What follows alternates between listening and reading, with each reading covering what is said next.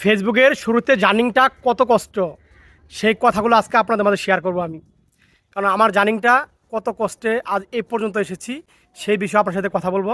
এবং আমার বন্ধু, এই দেখেন, উনি কাজ শুরু করেছে। উনাকে আমি অনেক গল্পই বলেছি আমার বিস্তারিত। তো আজ কথা বলবো, আপনারা শুনবেন আর আমার বন্ধুও জানবে যে আসলেই এই ফেসবুকে কত পরিশ্রম করে, কত কষ্ট করে একটা পেজ দাঁড় করাতে হয়, একটা ভালো পর্যায়ে যাওয়া যায়, সেখান থেকে ভালো কিছু আর্নিং করা যায়, সেই বিষয়ে কথা বলবো। তো আমার ফেসবুকে জার্নিং হলো 2 বছর 3 মাস। ফেসবুকে জার্নিং হলো 2 বছর 3 মাস। তো 2 বছরের 3 মাস 8 লক্ষ প্লাস আমি ফলোয়ার অর্জন করেছি। আপনাদের ভালোবাসা, আপনারা পাশে আছেন, ভালোবাসেন বিধায় আজকে আমার পেজটা এত বড় হয়েছে, শুধু আপনাদের ভালোবাসাই। তো আমার এই বন্ধুকে আমি বলেছি যে, তো বন্ধুকে বলেছি যে আপাতত তুমি কাজ করে যাও, ছবি আপলোড করবা, ভিডিও আপলোড করবা, মাঝে মাঝে টেক্সট লিখতে হবে, স্টোরিতে ছবি দিতে হবে। আমরা অনেকে কী করি, শুধু ছবি দিয়ে থাকি, ভিডিও করে থাকি, কিন্তু টেক্সট আর স্টোরিতে ছবি যে কত গুরুত্বপূর্ণ এটা আমরা অনেকে জানি না। আর স্টোরিতে ছবি দিলে আপনি যখন আপনার পেজে ঢুকেন, পেজে যে আপনার উপরে যে স্টোরির ছবিগুলো থাকে দেখেন, এই স্টোরিতে আপনার ছবিগুলো শো করে। আর স্টোরিতে প্রচুর পরিমাণ রিচ এঙ্গেজমেন্ট বৃদ্ধি পায় স্টোরিতে, সেটা আমরা কিন্তু জানি না। তা আমি এটাই বলবো, আপনারা যারা শুরু থেকে কাজ করবেন, আমার বন্ধুকে আমি গাইডলাইন যতটুকু আমি জানি ততটুকু আমি বলে দিয়েছি যে এভাবে প্রতিনিয়ত কাজ করতে হবে।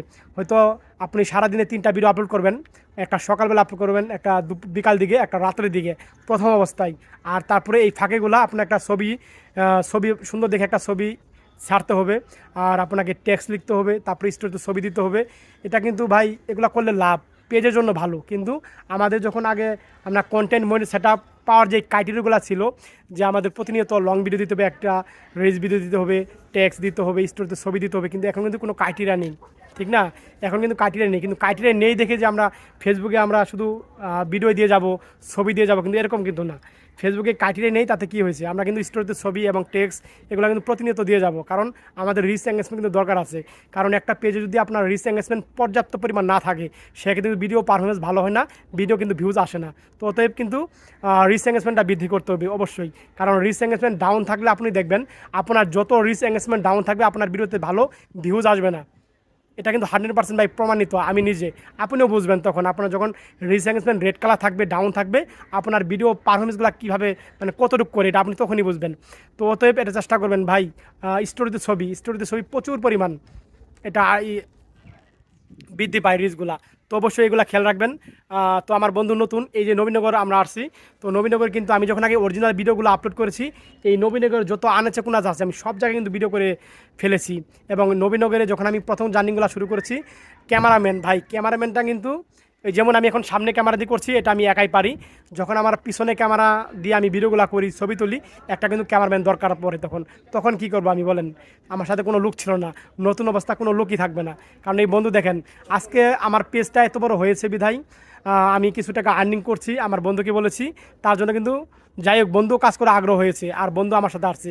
কিন্তু আমি যদি ফেসবুকে ভালো পরিমাণ কোনো পারফরমেন্স না দেখাতে পারতাম, কোনো ভিউজ না আসতো, আর্নিং না করতে পারতাম, সেক্ষেত্রে কিন্তু কোনো লুকই থাকতো না। এটা কিন্তু ভাই সবার বেলায়। তো অতএব ভাই, ক্যামেরাম্যান কি নিজেই আপাতত করা শুরু করবেন। আর আমি নবীনগরে ক্যামেরাম্যান কে জানেন? অনেক নবীনগরে যেগুলা আপনার টুকাইরা ছিল, এতে কিন্তু অনেকে থাকে, তাদেরকে আমি বলেছি যে ঠিক আছে, তুমি আমার সাথে থাকো 1 ঘন্টা 1.5 ঘন্টা, তোমাকে কিছু আমি টাকা দিয়ে দেবো নি। এইভাবে কিন্তু তাদের মাধ্যমে কিন্তু আমি ছবি ভিডিও এমনিভাবে তৈরি করে নিয়েছি। ভাই চেষ্টা করলে উপায় হয়, চেষ্টা করতে হবে আপনাকে, প্রচুর পরিমাণ চেষ্টা করতে হবে, চেষ্টার কোনো কমতি থাকতে হবে না। কিন্তু চেষ্টা করবেন, আপনি অবশ্যই সফলতা অর্জন করতে পারবেন, এটা 100%। আপনি প্রথম অবস্থায় যদি ক্যামেরাম্যান না থাকে, আপনি এমন সামনে ক্যামেরা দিয়ে আপনি ভিডিও আপলোড করতে পারেন, সামনে ক্যামেরা দিয়ে আপনি ভিডিও বানান, সামনে ক্যামেরা দিয়ে ছবি ছাড়েন, আস্তে আস্তে দেখবেন কি হয়ে যাবে ভাই, হয়ে যাবে, আপনার লোকজন অবশ্যই আসবে। তো ভিডিওটা আর বড় করবো না, আর সবাই ভালো থাকবেন, সুস্থ থাকবেন, আল্লাহ হাফিজ।